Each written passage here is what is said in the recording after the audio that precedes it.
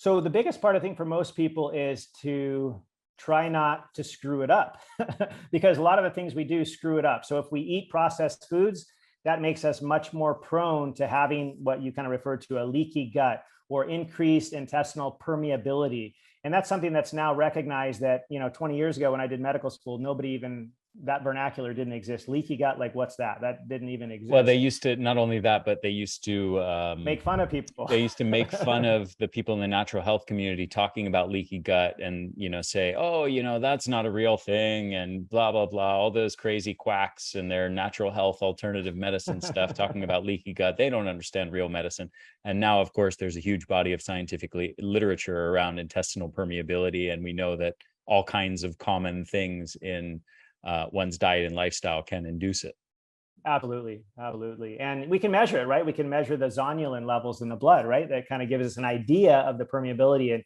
And I didn't appreciate this stuff until the last decade because it really interplays with almost every other system of the body, right? We have this huge surface area in our gut. Maybe it's the size of a studio apartment. Maybe it's as big as a tennis court. We don't know exactly, but it's pretty dang big, right? It's probably the biggest organ when you unfold it of almost any in our whole body. And what we expose that to makes a big difference. So number one, avoid processed food, right? Especially for most people, gluten can be really sensitizing. And the reason for it is that, people argue, well, we've been eating gluten for thousands of years. We've been eating wheat. That's true, but it's not the same kind of wheat that we eat now. The wheat that we have incorporated into our foodstuffs, at least here in the US, is this dwarf wheat that doesn't look anything like the wheat that they used millennia ago. And it's so different, the properties and the processing, the amount of glyphosate and other pesticides that they spray on it. So most of us could benefit from either being gluten-free or just not having very much gluten in our diet. So that's number one, avoid the processed foods and especially things containing gluten. A lot of people get aggravated with milk products as well. Raw dairy is a little bit better, especially goat milk tends to be a little bit better tolerated. Cheese tends to be a little bit more tolerated for some people than drinking milk. And I'm somewhere, I don't believe that there's one specific food plan for everybody. Like anybody who tells you this is the food plan, run away. It's crap. Everybody is different. We're all unique. And that's the beauty of it. We are all unique. There's some basic principles like try to eat real food and not the processed stuff. I, of course, agree with that. But to say that there's one food plan that works for every single human out there, BS, right? We all grew up. If we look at our ancestry from where we came from, we're going to have different nuanced, not only genes, but also there's some data now showing that the epigenetic characteristics can also be passed down generationally, which seems crazy, but we have data of that. And so we need to pay attention to our roots, to where we come from, what we've been eating for millennia. You take the folks from Japan that for millennia have been eating rice and none of them used to get fat. You go over there now and they're all eating McDonald's and all the other fast foods that we have sent them, right? Everybody wants to be like the US and have all these fast food joints. And now that they have them in Japan, their obesity rate has skyrocketed. Whereas before they were, they're one of the blue zones, right? They're one of the healthiest groups of people in the world and they ate rice every single day of their life, right? So it's every person is a little bit different, but if we pay attention to ourselves and our body, have mindfulness about that, and we stick to the basic principles of eating real food and not the highly processed stuff, that's a fantastic place to start. And looking at in the past what we have eaten, like for example, there's a lot of talk about probiotics, prebiotics, the foods that contain lots of these, for example, the fermented foods, everything from the sauerkraut to here in Hawaii, we love kimchi and the kefirs. And if you're out in Japan and those areas, they love the fermented soy products, right? The tempeh and the miso soup and all these kinds of things.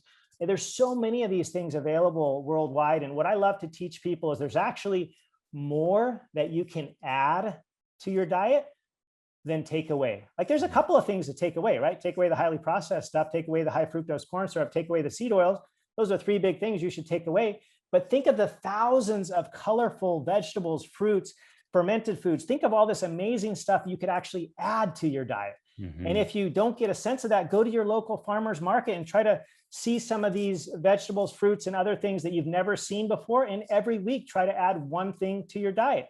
I focus on adding healthful things as opposed to taking away, because nobody likes stuff to be taken away, especially if you got kids, right? You take something away from them, they go berserk, right? Nobody, and we're just like that. We don't like our stuff to be taken away. So a couple of principles about the things to avoid, and then primarily help people know what they can add to their diet. And this is especially important with gut health.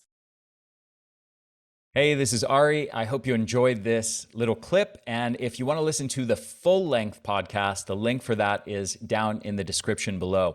Also, one more thing before you go, I want to mention, in case you don't already know about it, our formula, Energenesis. This is an amazing product that has multiple compounds in it that are scientifically proven in numerous studies to increase your energy levels, not just by 3% or 5% or 10%, but by 30 or 40 or 50% in a very, very short time frame.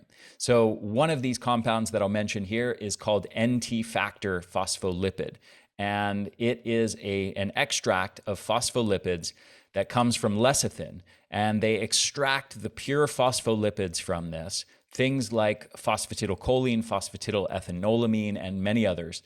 And these are the same fatty acid compounds, phospholipid compounds, that compose our cell membranes and mitochondrial membranes. And this specific patented formula has been shown actually to enter into the bloodstream undigested, basically without being broken down and denatured through the digestive process in the stomach and the intestines.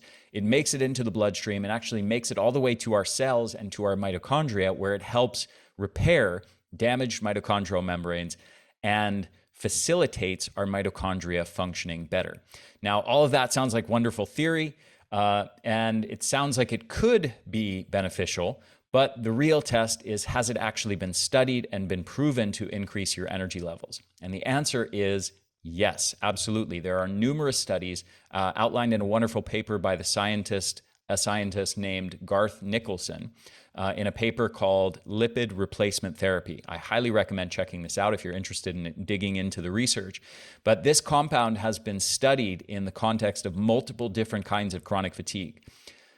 Aging-related chronic fatigue, obesity-related chronic fatigue, obscure things like Gulf War illness, and numerous studies in chronic fatigue syndrome.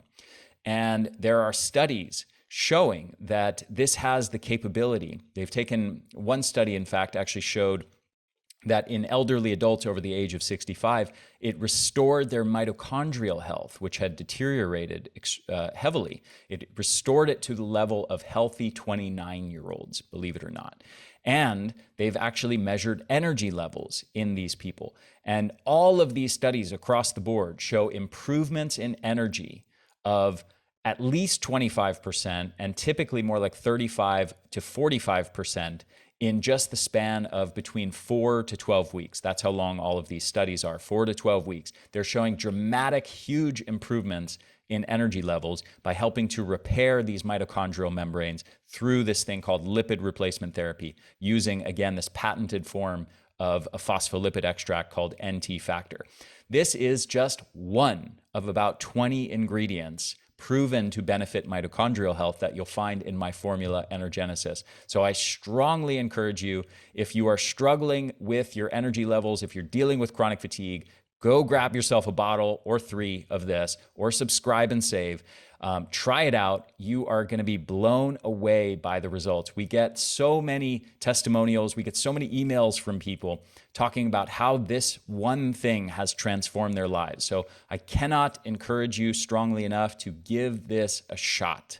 And let's say you buy 3 bottles, try out the first one, give it a month. And if you don't notice significant improvements, you can return the unopened bottles to us for a full refund. So give it a shot. I really think you're going to be blown away by the results. The formula is called Energenesis, and you can get it at theenergyblueprint.com or click the link below. So I hope you enjoyed this, and I'll talk to you again very soon.